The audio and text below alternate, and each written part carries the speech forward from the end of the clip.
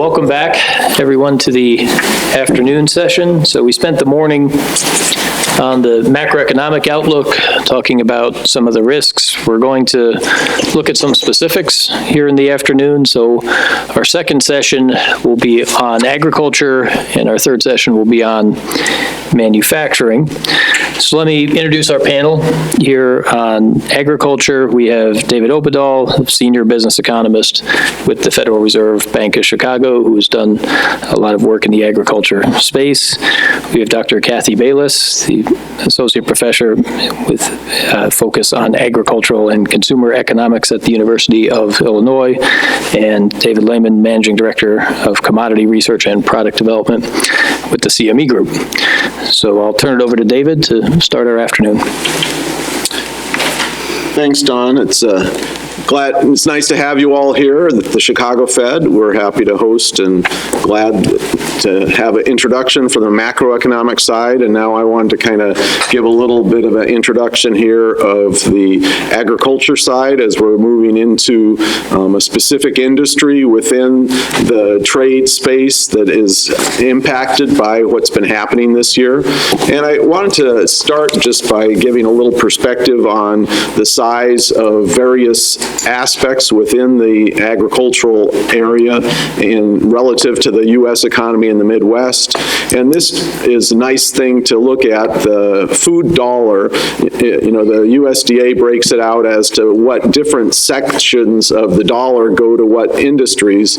And you can see here that the total farm share on $1 of food in the United States is only about 17 cents. So it's really one of those industries that, you know, depends on many others to get the food to the individual. And so the farm is where it starts, but it's not where it ends. And, you know, as we have the value chain. And so we have to keep that in mind as we're thinking about all the impacts of various tariffs and things of that nature.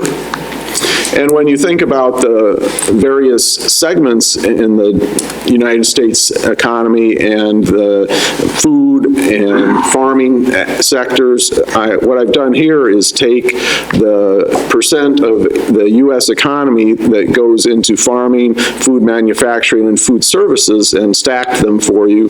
So you can kind of get a feel that, you know, generally the U.S. is having about a little over 4% of our economic output in these areas. So that's a, you know, sizable amount of our economy, you know, but at the same time, the farming portion of that is roughly 1% for the United States.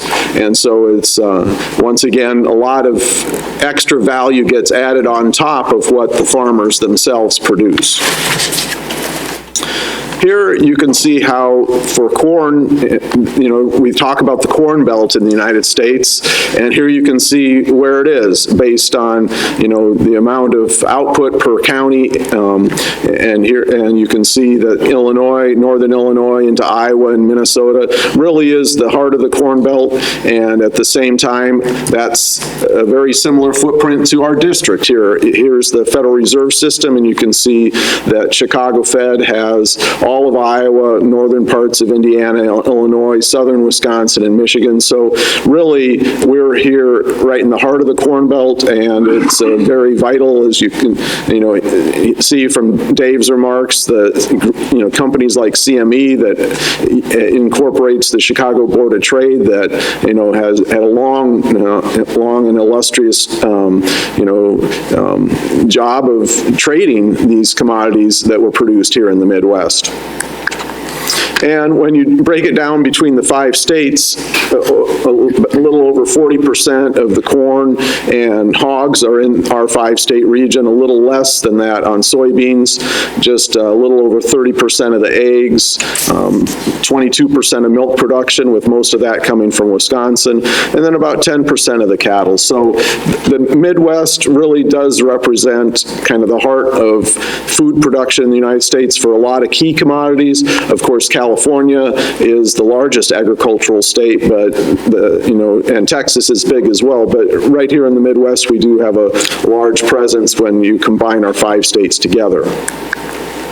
And then as you look at that same kind of approach to thinking about the shares of the economy for the 5 states of our district, you add up the share that comes from farming, and it's a little higher than the nation, but still it's adding everything together, it's more like 5%, including food manufacturing, food services. So a little more oriented within our economy towards agriculture and food than is the nation. At the same time, it's a little easier to see here, if you look at the white bars, that there's been some volatility there in terms of the, we've at some recent years had 2% of our economy coming from farming. And so there's been a shrinkage in the last 3-4 years as we've seen that farm sector having lower prices, and even though we may have had some amazing output for corn and soybeans, it doesn't translate into the same size of the economy given lower prices. And then when you look specifically at net farm income, kind of a rough measure of profits within the sector for the United States, we have seen some amazing years in the last decade where when you adjust for inflation, as this chart is, that we've had 3 or 4 of the best years ever in the last decade here.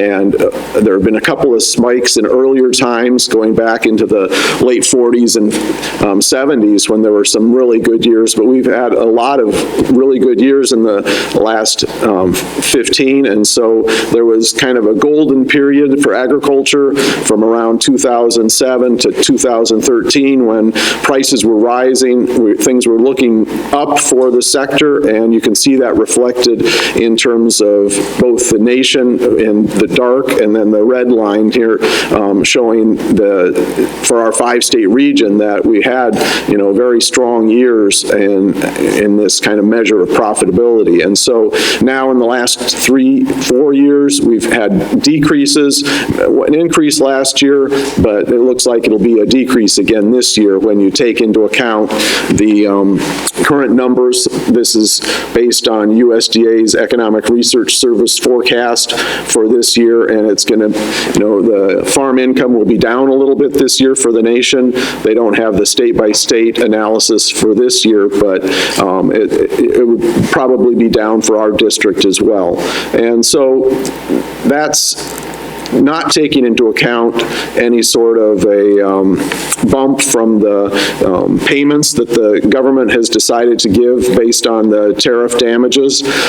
Those payments would be in addition to what is already shown in the black on this, which is the portion that comes from the government's payments through various programs, and so I guess the label got mixed up when it was transferred, but so the black is direct government payments and the white is the net farm income minus those payments. And so really that black bar will be a little higher this year by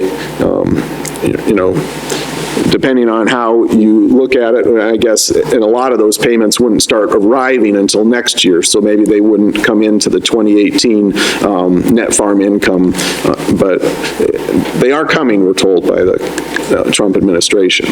So how does that translate then into something that is very near and dear to the agricultural sector, and that's farmland values, one of the measures that kind of gives a feel for the how well the sector's doing. And you can see based on the USDA's numbers weighted by acres for the 7th district that our farmland values are much higher than those for the nation. The nation has generally been rising over the last few decades, but you can also see back to the 1980s there where there was a dramatic decrease, and that was a very troubling period. And you go back to Farm Aid and a lot of those programs that were designed to help farmers back at that time, and a lot of bankruptcies and foreclosures but we're not experiencing that now. There are some, there's been some more stress in agriculture, but the very strong years we had prior to 2014, those helped to put balance sheets in good perspective, and then farmland values have remained pretty strong. Here you can see they're still around $7,000 to an acre in our district, and so there had been a little dip the last few years, but now a little recovery too.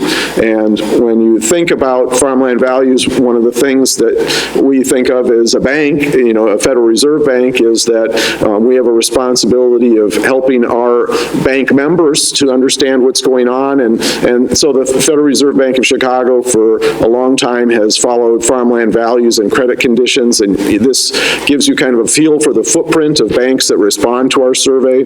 And our survey shows very similar results as to what the USDA does.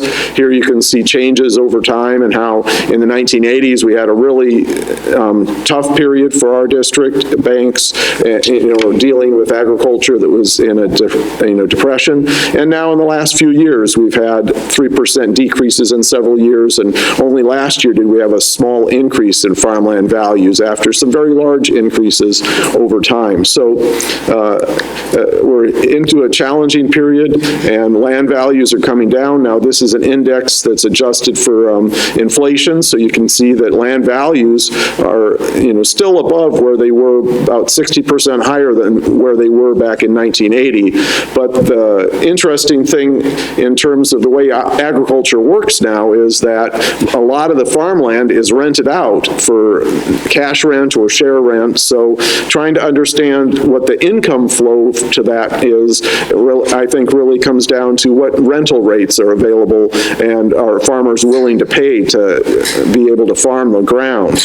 And there you can see that cash rents have come down much more rapidly according to our survey, maybe not quite as much as in some other numbers from the USDA, for instance, but still it's showing a more rapid decline there than for the land value. So there's still a decrease that has brought some of those cash rents now below the level they were at back in 1980. So for something to kind of analyze that, I like to look at a price to earnings ratio, and here you can see for our 5-state region that using the USDA numbers, it followed very closely for many years, and then in the kind of the boom period we started to differ a little bit from the numbers at the USDA, but they've still tracked pretty well, and now ours has been moving up a little faster than the USDA number for the price to earnings, with the price being the farmland value and the earnings being that income stream from cash rents. But overall, it's still showing that there has been this transformation that the prices are rising and the earnings are lagging a little bit. And another way to look at it is flip it over and have an earnings to price ratio, and then compare that to the real return on 10-year Treasury bonds.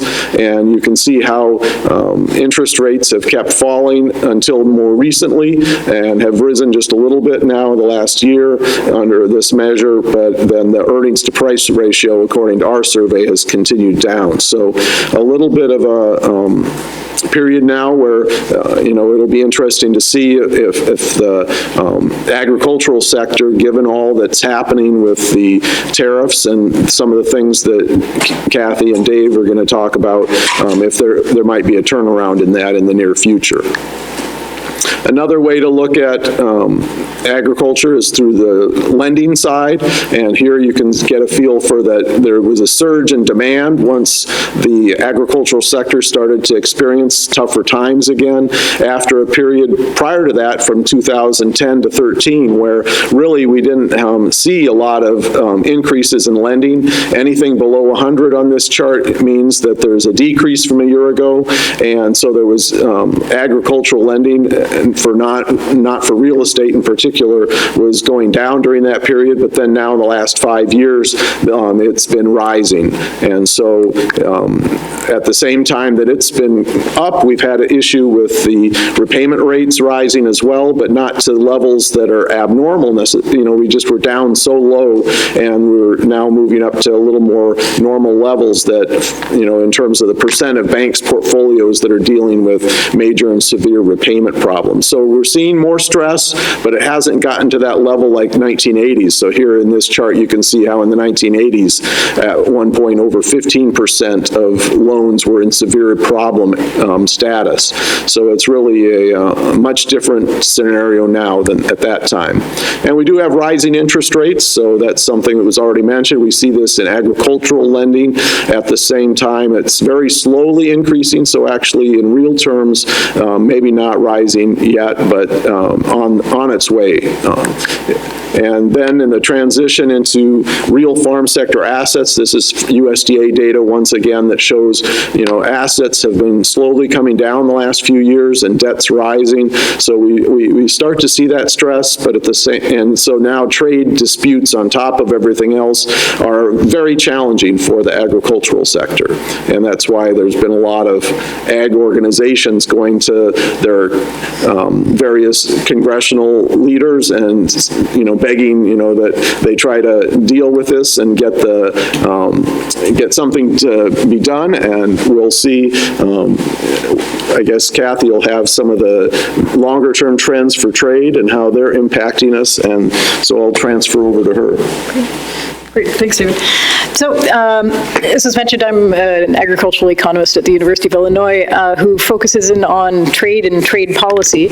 And I gotta admit, like about 5 years ago, I was like, okay, I go and teach another ag trade class, and we're talking about trade tariffs maybe going from 5% to 4.5%. Well, oh boy, has it gotten interesting this last year. So I'm going to start off with about a 30,000-foot view, just about some of the overall trends, which is going to be information that I think everybody knows here, but just to kind of start us off at the same point. And then I'll talk a little bit, I'll sort of drill down, talk a little bit about implications for the Midwestern agriculture, and then touch a little bit on sort of a couple of case studies, one being about NAFTA and sort of what happened in the past in NAFTA when we had a trade dispute, particularly with Mexico, the trucking trade dispute, and just trying to make the point that tariffs, even temporary tariffs, can have a pretty big effect.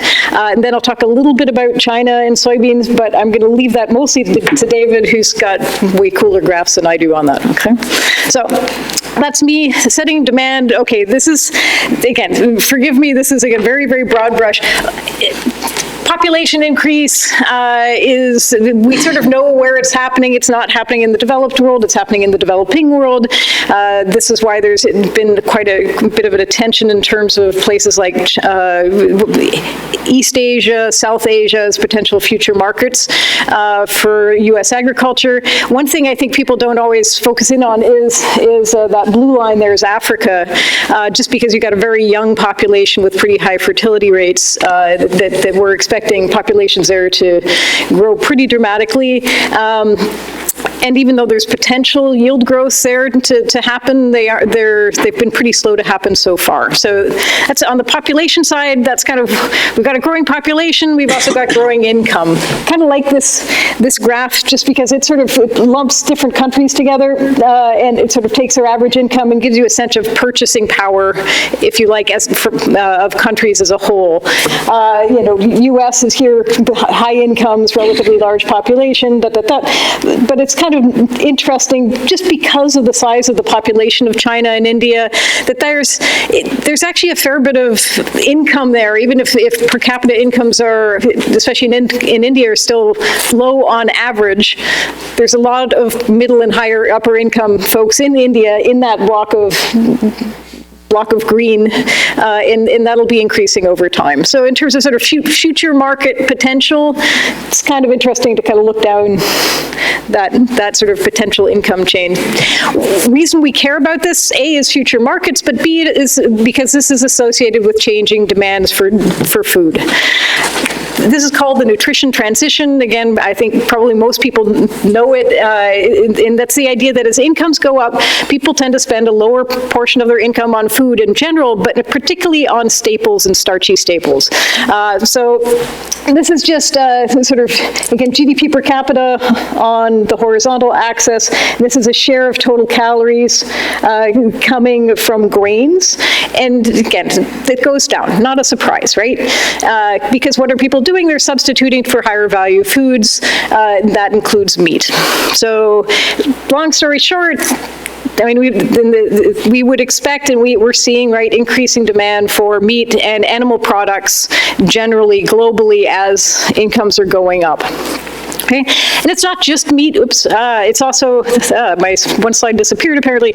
Oh no, that slide. It's also fruits and vegetables, higher value foods in general.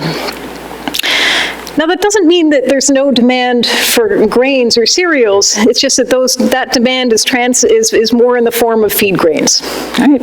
Which the U.S. has done pretty well in, right? So, anyway, combined with increasing population and incomes, sort of that transition, that nutritional transition also means that people are demanding more processed foods. I like this graph, even though it's a little hard to read, but this is a percent of expenditure on processed foods in sub-Saharan Africa, so not particularly a wealthy area. And the main point is that you still have, even in rural areas in sub-Saharan Africa, you've got 70% of food expenditures going towards processed foods, processed in some form or another. There's, in urban areas, it's a fair bit more, or it's a bit more anyway. You've got sort of low processed foods versus high processed foods that are in the orange, and as sort of, as we move from rural to urban, again, the higher consumption of high processed foods. So along with this is coming a transition in terms of food retail.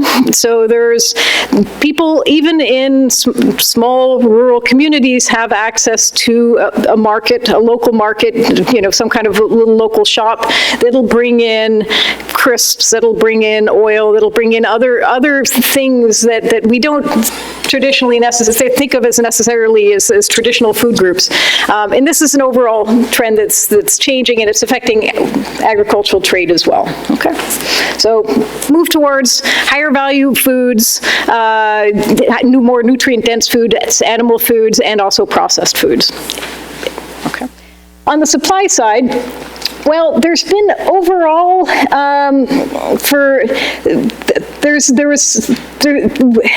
there's an increase in terms of overall yields. Now that last bar is a little dated now, sorry, 2005 to 2014. I mean, yields are still growing in terms of cereals, but they aren't growing nearly as fast as they had been, particularly during the Green Revolution. And this has been one of these sort of long-standing concerns that we know population is increasing. We know that demands for cereals, particularly in the form of animal feed, is going up pretty dramatically. Can yields keep up? Well, okay, they're increasing, but it's kind of touch and go at the moment. And what's interesting there is that there's also, along with that, those kind of relatively flat yields, there's also a fair bit of investment that's going into the agricultural sector. So this is basically investment in farms, on farms. That brown line is for high-income countries. It's increasing, but not increasing nearly as quickly as a place like China, right, where there's a lot of on-farm investment. And this is in China. This doesn't include the discussions of China investing in Zambian farms for the moment. South Asia is the other place where we're seeing very, very dramatic increases in on-farm investments. I work in the state of Bihar in India, which is one of the poorest states. Let me tell you, that investment's not happening in Bihar.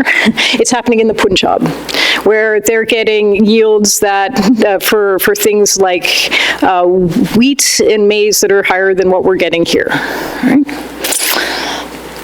So long story short, there's definitely some yield increases happening, and there's a fair bit of investment that's going into that, but it's sort of this open question about how far that's going to carry us. We were talking over lunch in terms of that this is also tied in with infrastructure investment and all sorts of other questions in terms of, okay, if we increase the yields, can we actually get it to port? Those kind of things. So now to agricultural trade.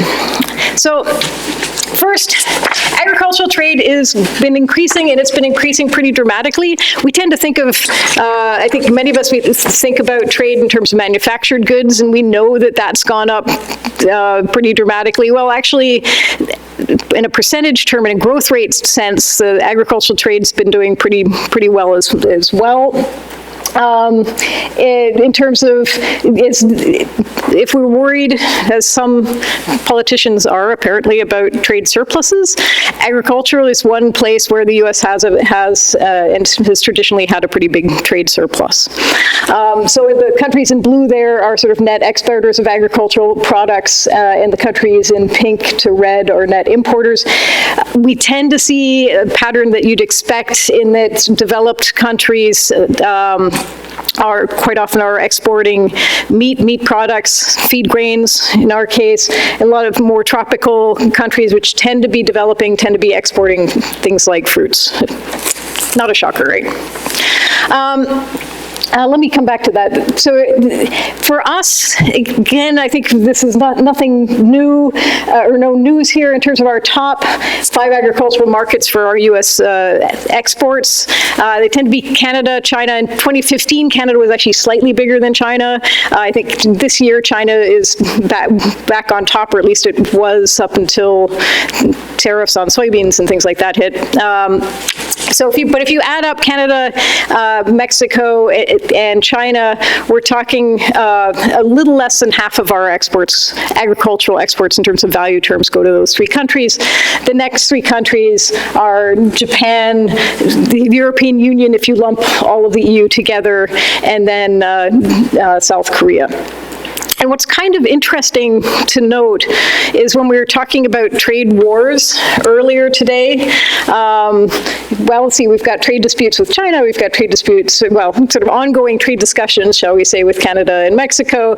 We pulled out of the Trans-Pacific Trade Partnership with Japan. There, at least if you believe the Woodward book out there, recently there were some questions about whether we were going to rip up our trade agreement with South Korea. So long story short, I mean, these are sort of, there's active trade conversations, shall we say, with all of these places. So if you're a farmer that's relying on export markets, you can be understandably a wee bit nervous right about now. Okay. The kinds, now, in terms of the products that we produce in the U.S. that particularly rely on trade, cotton's the big one. We export, and these numbers again are a little dated, but we're exporting somewhere between 70 to 80% of our cotton crop, sometimes even on the higher than 80%. Tree nuts, think almonds. Those are very trade dependent. But then soybeans, wheat, in both cases we're exporting about 50% of our crop. Pork is lower, it's more in the range of 25%, a quarter of our value of our production gets exported.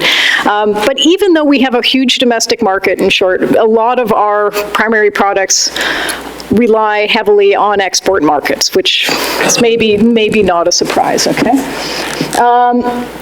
Rice is one we don't think about in this part of the world very often, but we actually export. We actually grow it, California, Arkansas, Texas, and we actually export a large fraction of it. And of course, not a surprise for all of us who are drinking coffee, we also rely on agricultural imports. Okay. That's just for interest's sake. Well, in terms of where, so that's sort of the absolute numbers. If we look at where we've seen growth, one of the biggest places where we've seen growth recently is in China. Now, again, that's been tempered. You'll notice these numbers, again, are somewhat dated. That's been tempered a little bit in the last few years because of the economic contraction there. But still, it's very important and has continued and is growing in importance for our agricultural exports. Okay, North America America is, even though those are established trade relationships, they still have been a source of growth in terms of markets for us. Okay. In terms of sort of what we're exporting, again, grains and feed, oils and oilseeds, so those are those two bottom bars. Livestock is in the sort of yellow-orange, but then we actually, again, do export a fair number of horticulture products, and that's actually been a growth area for us coming out of the U.S., which is, again, consistent with these demographic changes that are happening with increased demand for higher value foods. We've also seen a big increase in terms of consumer-oriented products.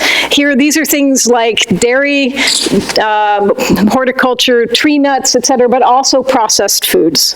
And so, okay, so the top group here is exports of bulk commodities, wheat, corn, cotton, rice, tobacco. Not a huge change. This is comparing 95 to 2013, except for soybeans, where there's been a pretty marked increase. But these are the places where we're seeing the big marked increase: tree nuts, dairy products, beef products, pork products, et cetera, et cetera. So again, it's all still consistent with that higher value demand, increasing demand for higher value, more nutrient dense agricultural products. Okay, so that's kind of the setting. What does it mean for Midwestern agriculture? Well, let me just give you a sort of sense. So this is looking at the corn sector. The red there is corn that's going to food or basically processed products, including ethanol is a big one there. Green is going to feed, and the white there is going for exports. It's about 13%. Oh, geez, there we go. So that's production, that's prices. Whoops. Right now we export about 13% of our corn crop, which doesn't seem like very much, except when you take this into consideration. These are our exports of beef through 2016, of pork, and of broilers. So big increases in all of these livestock exports, and they all eat corn. So if you take the sort of implicit amount of corn that we're exporting in the form of animals and animal products, we're now exporting more like a quarter of our corn crop, which is, again, still not half, but it's not small. This is where I try to convince our corn farmers out there that they should be worried about international trade too. Okay? Not just because of soybeans.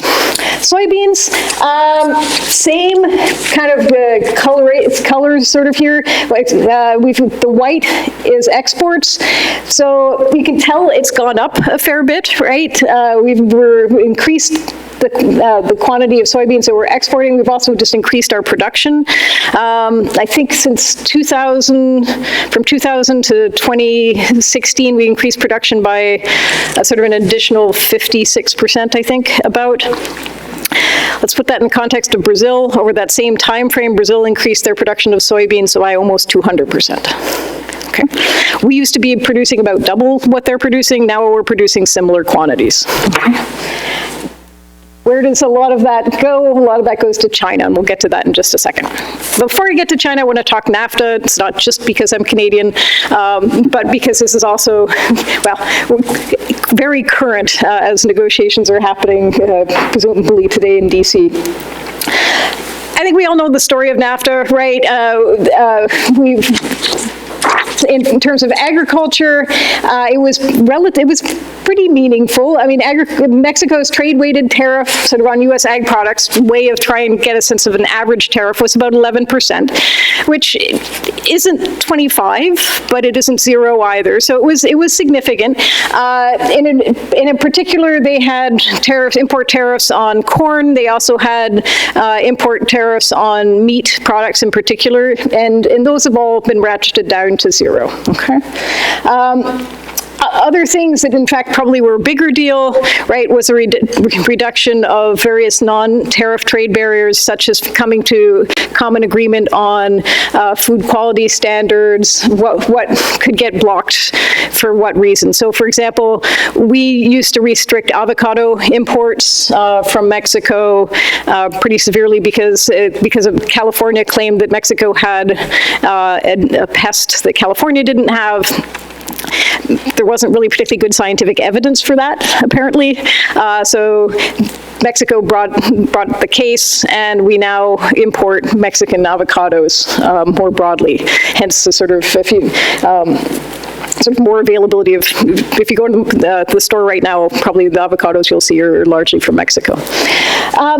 So anyway, long story short, the NAFTA had a pretty big effect in terms of tri-country agricultural trade. And in one area that is meaningful to those of us sitting in the Midwest is that it increased imports of corn by both Canada and Mexico, and also, I should note, increased the Mexican imports of soybeans pretty dramatically. They're still tiny compared to China. They import about 6% of our soybean exports, and China's takes about half of about 60%, I think, of our soybean exports. So order of magnitude different, but still, it's gone up a fair bit. Largely, what's been happening in terms of our exports, particularly to Mexico, is that they've been large part in the form of animal feed, as Mexico has been getting more into livestock production domestically. Okay, so again, same kind of story that a lot of this is being driven really by increased demand for more nutrient-dense foods, i.e. animals and animal products, and therefore that's driving up our demand for feed. Okay. Yeah, there's the soybean numbers. So again, you can see pretty dramatic increase in terms of soybean imports from Mexico. And just trying to convince you, this is before NAFTA, this is after NAFTA. Here are sort of exports, agricultural exports to the other NAFTA partners. Blue is the US here, so in billions. So yeah, pretty dramatic increase in terms of our agricultural exports. Interestingly enough, it didn't stop us from also increasing our exports to China and Hong Kong over that same time period. Okay. Quick little case study. It's hard to run an experiment on tariffs, but we did have one that we could look at in the case of NAFTA, and this is when we got into the trucking dispute with Mexico, right? And what happened was then Mexico responded to us not allowing their truckers into the US by imposing tariffs on a number of goods. As we see currently, a lot of those retaliatory tariffs tend to be put on politically sensitive products like agriculture. No exception here. And so if you look at the products that were subject to retaliatory tariffs, they basically dropped in export value of about 19%. During that time period, compared to sort of a baseline group of the products that were not subject to retaliatory tariffs, which were actually increasing a little bit in value over that time. So it wasn't like there was a common ginormous economic shock that dropped all of the value of everything. It was really focused in on these products that were facing retaliatory tariffs. Just trying to make the point, these are relatively short-term tariffs. But not super short-term. I mean, they're in place for about a couple of years. But they weren't in place for 20 years, giving people time to find new suppliers, et cetera, et cetera. So even in a relatively short term, we were seeing some pretty substantial impact. Okay. Just to make a point that tariffs matter, not a surprise. So last thing, and then I'll stop and turn it over to David. So I want to talk a little bit about the current state of play with China a bit. To make it very local, here's, just looking at Illinois, here's our state's agricultural exports to China. The black line is soybeans. So, and I think as everybody can imagine, that's the big one that we're particularly worried about. And you'll notice that's on the billions axis, not the millions axis for all the other products. But the other products are, so pork is there. We do export some corn directly, but also sorghum, which, as an aside, it was a bit of a surprise to me. I always thought of sorghum as being grown mostly further south, but we actually do export some of it from Illinois, and basically everything we grow in Illinois we export to China, or at least we did until they started imposing a almost 200% tariff. Okay, so current tariff wars. I'm going to, again, David has a better picture than this, so I'll let him walk through this. Long story short, there's all of those lines are various sort of tit-for-tat discussion, threats, and impositions of tariffs between us and China.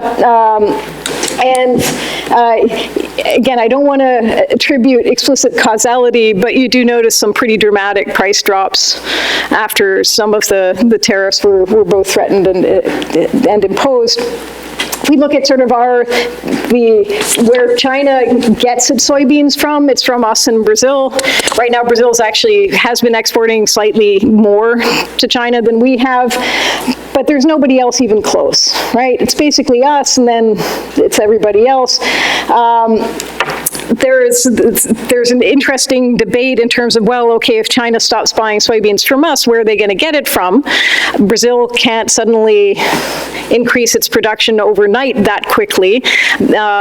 Argentina is ramping up its production. China is also subsidizing its own domestic production of soybeans, which is interesting and something I think we should keep in the back of our heads. But they might be ramping up production 2%, 3%, something like that. It's still not going to make up for this. So long story short, everybody's pretty sure they'll still be buying soybeans from the U.S., even with a 25% tariff, but at a lower price. And this, it's to me super compelling. And so this is where I'm cheating and showing one of the slides David is going to show. This is a price spread. This is the price of soybeans in Brazil, essentially, but denominated in US dollars. That's the blue line up there. This is the price of soybeans in New Orleans. And this is, we were saying June 1st was kind of a crucial date. That's right about when they start to spread apart. And so now they're about $2 per bushel different. And that's on a soybean price of a little more than $8 a bushel domestically. So that's huge, right? And so again, this is pretty directly related, I think, to the 25% soybean tariff currently placed in China, okay? Sorghum prices, interesting enough, there already started to be a spread in terms of sorghum prices earlier in the year, but then there was about a 5% further drop in U.S. soybean prices, and not sorghum prices, sorry guys, sorghum prices, even though there wasn't a world price drop, so there wasn't a price of sorghum from Australia or Argentina, two other major producers and exporters of sorghum, but there was for U.S. sorghum. Again, this is after China announced this quite substantial duty on our sorghum imports. Okay. So, take-home message. I mean, firstly, just stepping back to the 30,000 foot view, increasing demand, increasing incomes means a sort of nutritional transition, and which means people are demanding different types of food than they were before, which is dramatically increasing the demand for livestock and livestock-based products and dairy, right, as well as for feed grains. And these are things that the U.S. is actually pretty well positioned in terms of productive capacity in. Also increased demand for processed foods, and also things like food quality and food safety, okay, which I didn't really touch on. U.S. agricultural exports have been growing in response, both in terms of quantity but also value, because we're exporting more of those higher value goods. But I think I'm always a little bit wary of us sitting too comfortable, because competition is tight. For example, if you look at Japan's imports of beef or South Korea's imports of beef, we used to be the major exporter of beef, particularly to South Korea, until mad cow. exports from the U.S. were banned. Exports are now allowed again, and you see our exports going up again, but we're now way far in second place to Australia. So this is the problem, right? If you have these shocks to supply and you get knocked out of the export market for a couple years, there's other folks that are going to be sitting there kind of aiming to take our place. And sometimes they're going to be successful.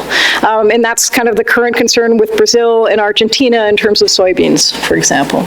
And maybe even Africa, who knows? There's a big attempt to expand soybean production in Africa. We'll see how that happens. So that's going on. In the meanwhile, I wanted to just make one last point, because it didn't really come up this morning, is that meanwhile, while we're sort of getting into trade battles, even though China's not finding all sorts of trade allies, our other trading partners sure are. I mean, there's a Canada-EU trade agreement, right, that was signed last year. There is just in the middle of the summer, I guess the biggest trade deal ever was signed between EU and Japan. Mexico and EU have a trade deal. EU is also negotiating currently with New Zealand and Australia. There is the TPP without us is moving ahead. So again, it's not like everybody else is standing and waiting for us to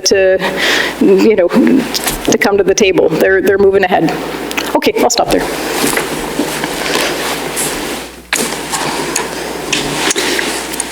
Well, that was really interesting, Kathy, and that $2 Brazil U.S. soybean price spread, that happens, just do the math, right? 25% of $8 is $2. So we have come down in price now to account for the tariffs. So I'm going to do a little bit of higher level, but then really kind of get into some micro looks at price impacts in our markets. So CME Group covers all major asset classes. It really was formed by a combination of Chicago Board of Trade and Chicago Mercantile Exchange in 2007. Chicago Board of Trade being the grain and long-term interest rate markets, primarily Treasury security futures markets, CME being livestock, and short-term interest rates, the Eurodollar contracts, as well as foreign exchange and equity indexes. Both exchanges had some equity indexes. And then we acquired NYMEX, New York Mercantile Exchange, in 2008 with energy and metals. So we cover all of those asset classes, and we think it gives our clients the opportunity to get a diversified portfolio of risk management tools. Whoops, I forgot to get the slides going.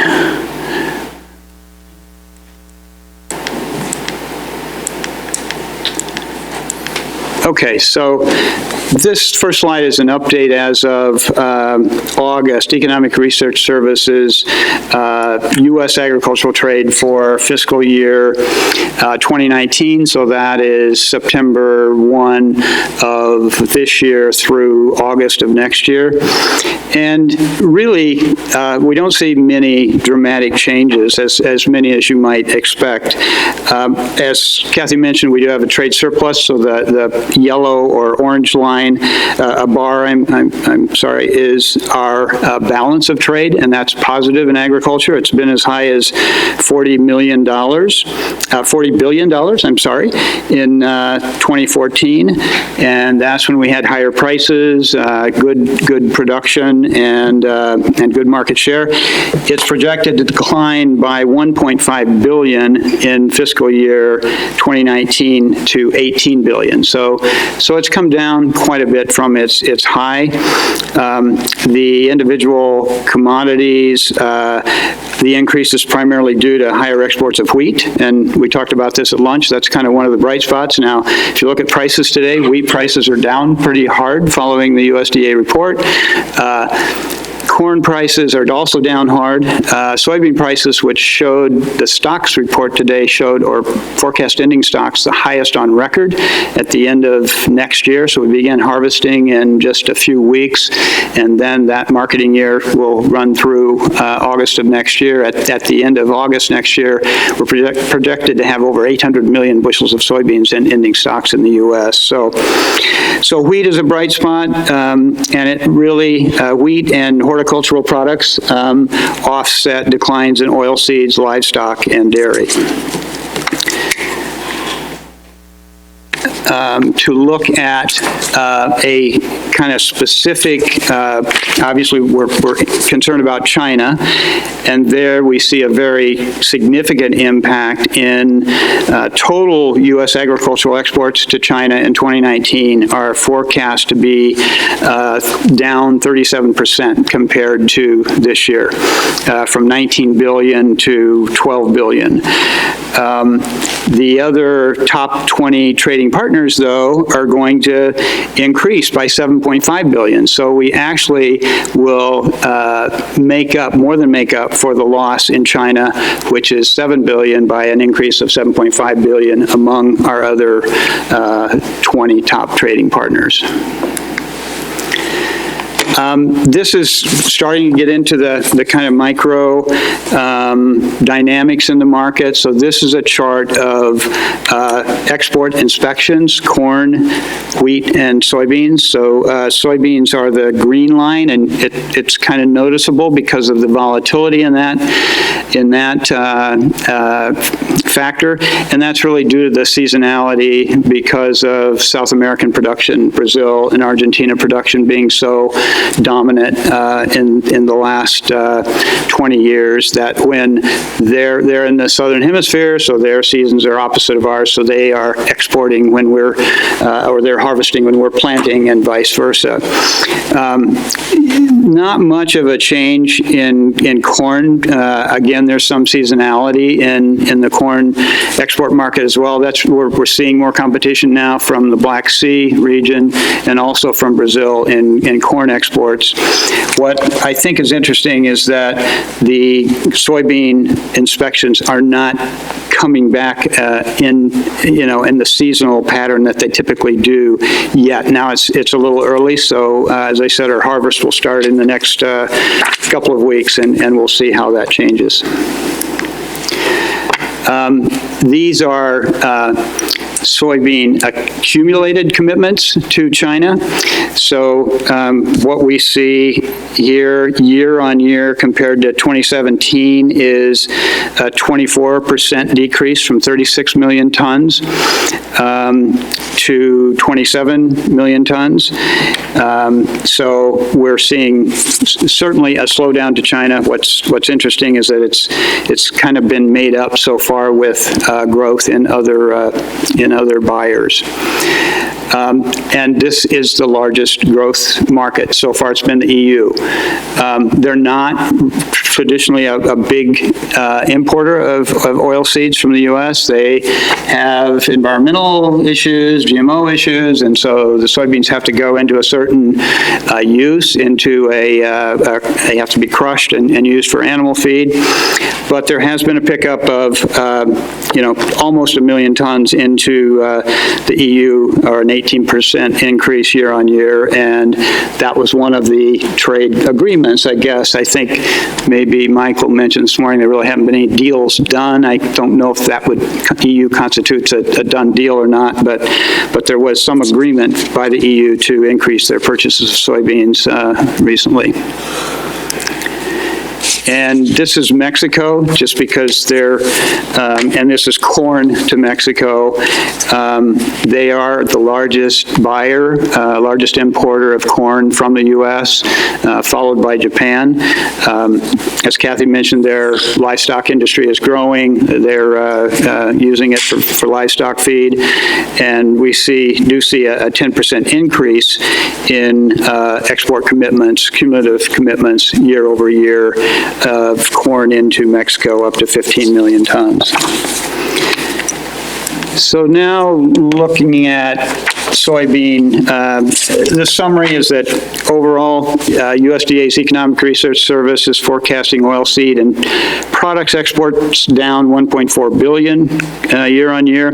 Soybeans make up most of that at 800 million, and largely somewhat due to declining prices. Certainly, we've had great crops the last few years in the U.S., building stocks, so we're at relatively low price levels to begin with, and then the trade concerns on top of that have certainly caused soybean prices to fall pretty dramatically. So back looking now just at the exports to China, and this is 3 years worth of data. And these are, again, weekly commitments, so the seasonality reflects the competition from Brazil, the volatility in the line.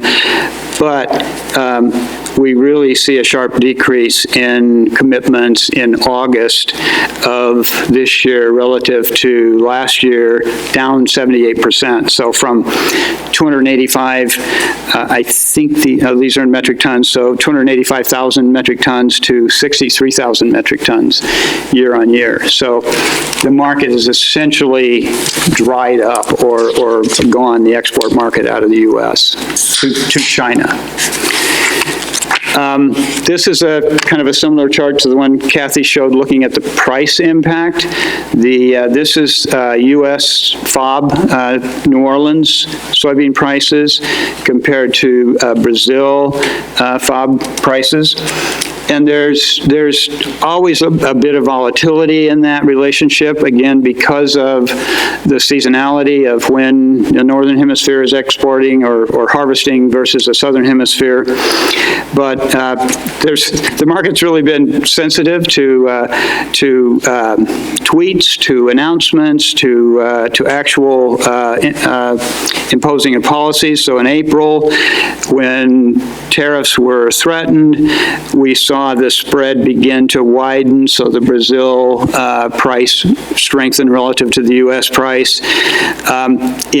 Later in April, Treasury Secretary said tariffs were on hold, and that's kind of the sharp narrowing of that differential in the April through June timeframe.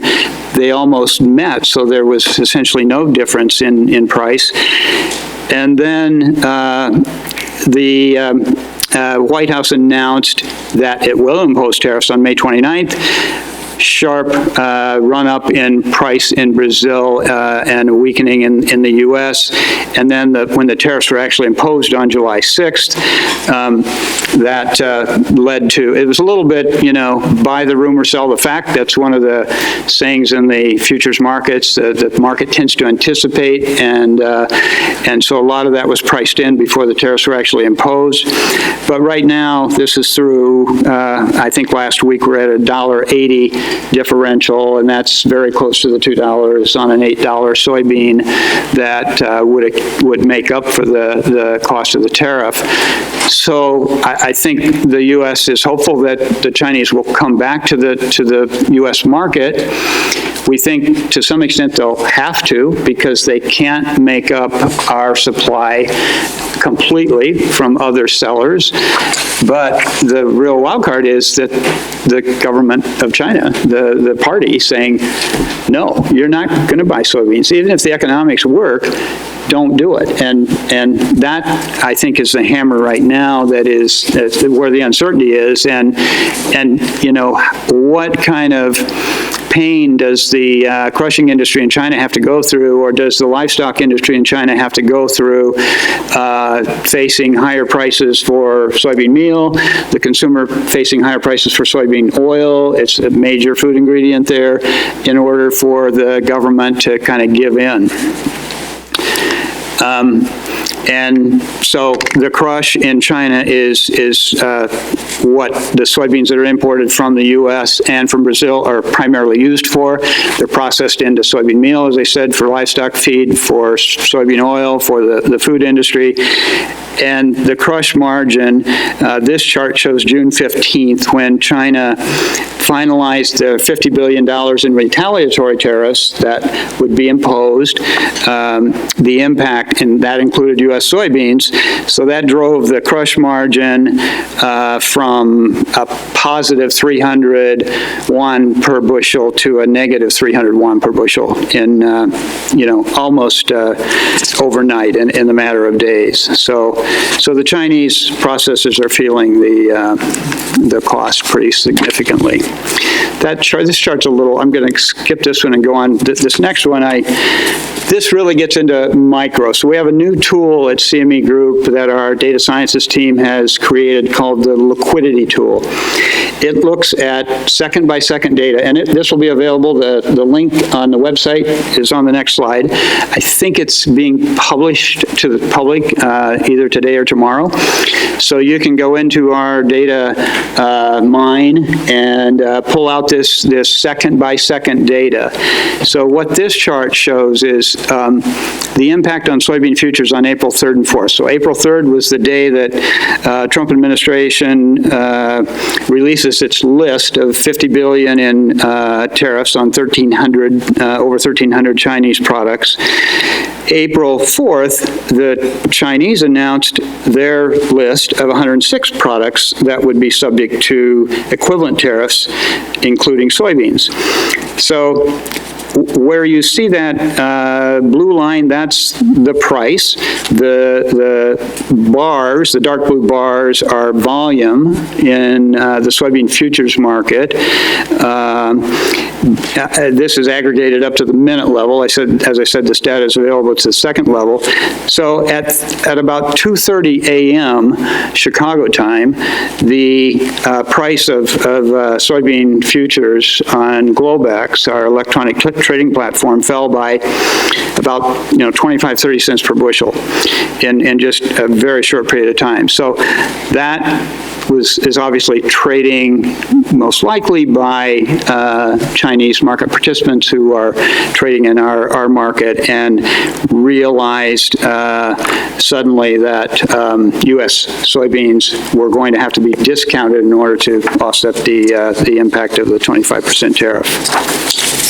And then there's the next chart actually gives the link to the liquidity tool that you can go to that page on the website, cmegroup.com, and see some examples of what the tool can do. This is another kind of event day, and that's really what the data science team has been using it for so far. They're looking at FOMC meetings and impacts in the treasury markets of anything coming out of the FOMC meetings or minutes, looking at some kind of global events in terms of the foreign exchange markets, Italy, looking at some of these agricultural events around announcements coming out of the administration, or kind of in a more normal times, we'd be looking at crop reports, USDA reports, and things like that. But this is July 24th, when the administration announced that it would subsidize American farmers up to $12 billion for the damage, as David mentioned, caused by tariffs. And so that gave the market a little shot in the arm. We went from 860 to about, that was at 8:30 in the morning, so that's kind of our open. We trade overnight, but then we halt the markets from 7:45 to 8:30 a.m. to have a reopening then at 8:30. And at 8:30, you can see that began to be, that subsidy payment began to be priced into the soybean futures market pretty aggressively. Just to look a little bit about how some of our other markets have responded. This is sort of a redundant chart, but this shows the impact on soybean futures. And this is a chart of that market, the nearby futures contract, going back 3 years. The April 3rd announcement of our tariffs, and then the retaliation from China that followed shortly. So we're, from 1050 to 850. So we've taken $2 per bushel essentially away from the U.S. producer. This is just a shorter time frame, same chart. I want to look at a couple of other markets, though, and then talk about the barometer a little bit. So this is corn futures, and the corn market has been a little bit insulated, but I like the way Kathy kind of explain the corn export market by including what's exported on the, we used to call it on the hoof, but it's not on the hoof. It's in the cooler, exporting meat to around the world. A significant portion of our corn production is used for feed, for livestock feed here in the U.S. That many of those livestock products are then exported. So, but ethanol has kind of been the savior, if you will, for the corn market. It's added as much demand to the corn market as the feed market, essentially, in really just the last 10 years or so.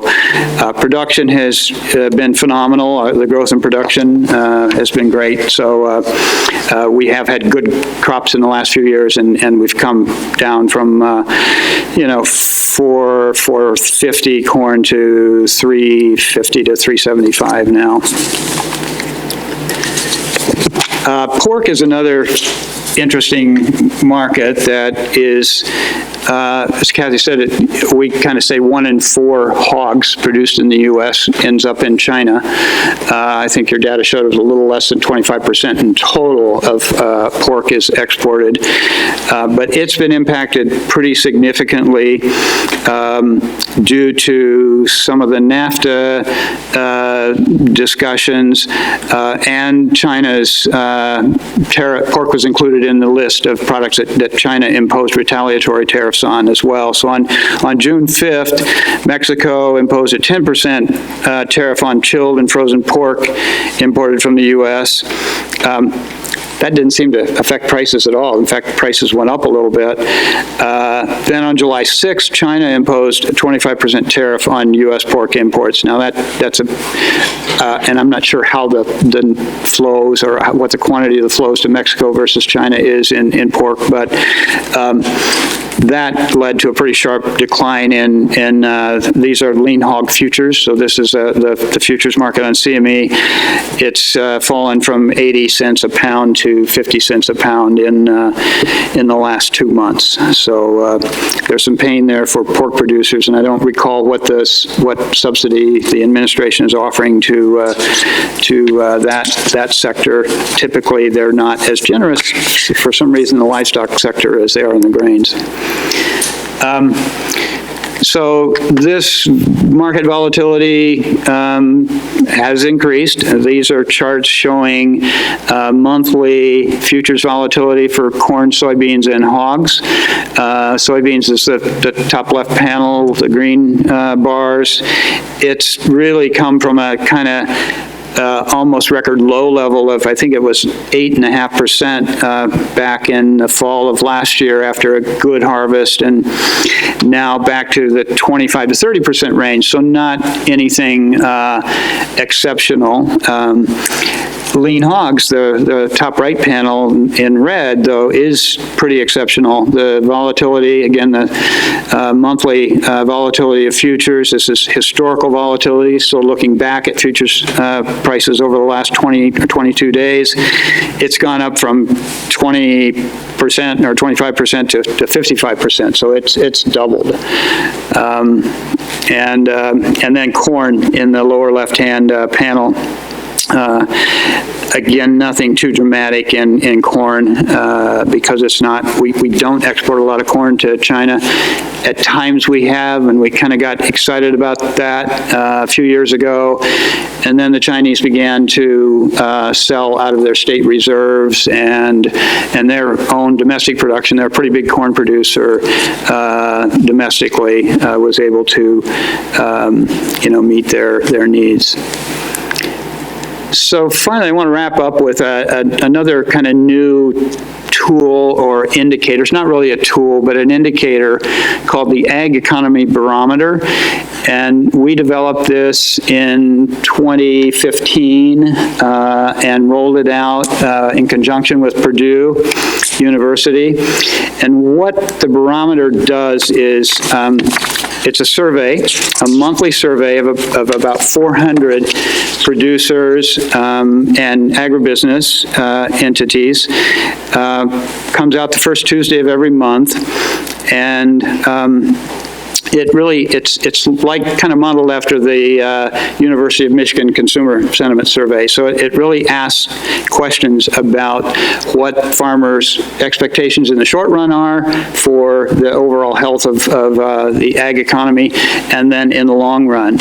And as you can see, it's weighted, or the survey participants are selected based on trying to maintain weights of the importance of these different sectors: corn, soybeans, beef, cattle, wheat, hogs, dairy, and cotton to the agricultural economy. And they must have at least 500,000 in value of production to be included. So you can get a lot of background information on the Purdue website at the Ag Barometer page.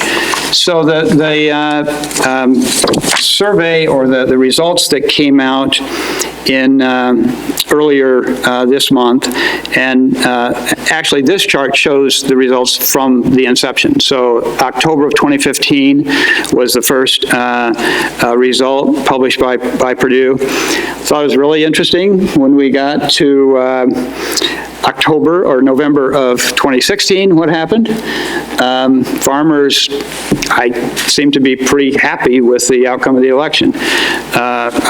We think that's kind of what drove that. What we see driving this oftentimes is price levels. So it's a bit of a proxy for where commodity prices are.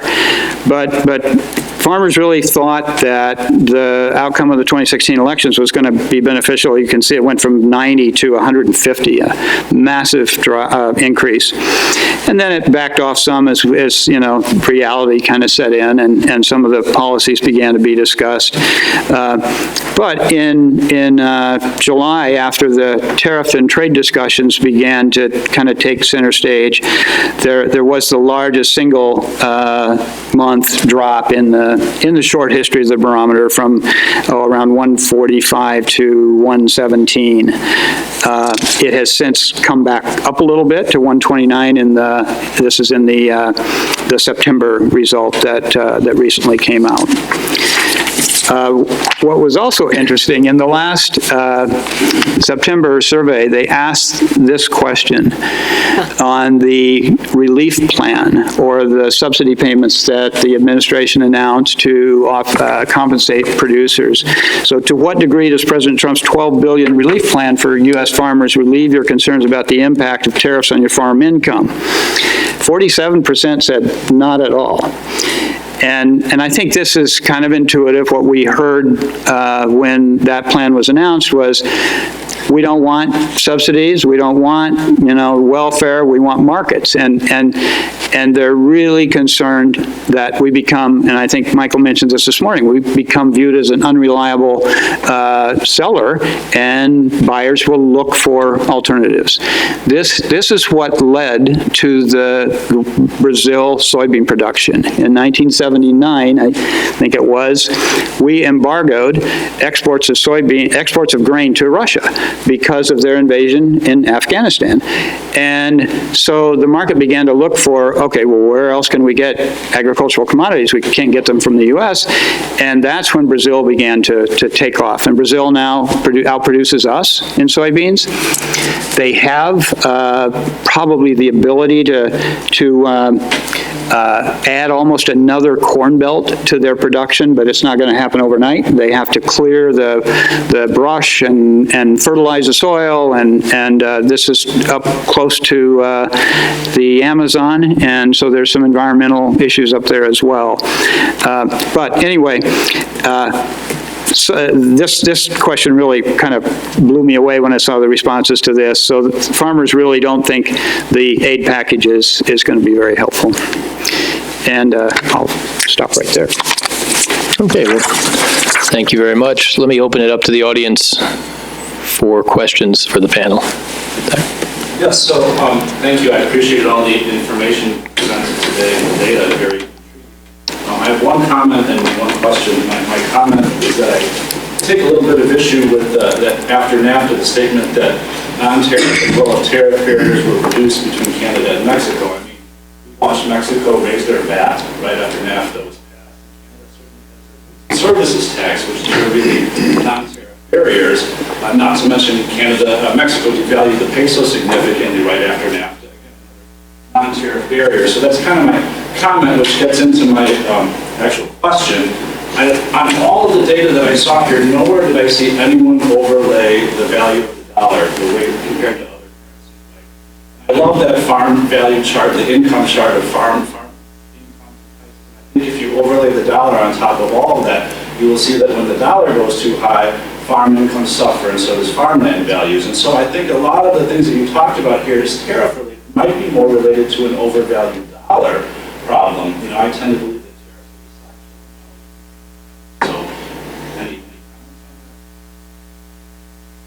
is Well, commodities are priced in dollars. You're right. And so the fluctuation in exchange rates is an important factor.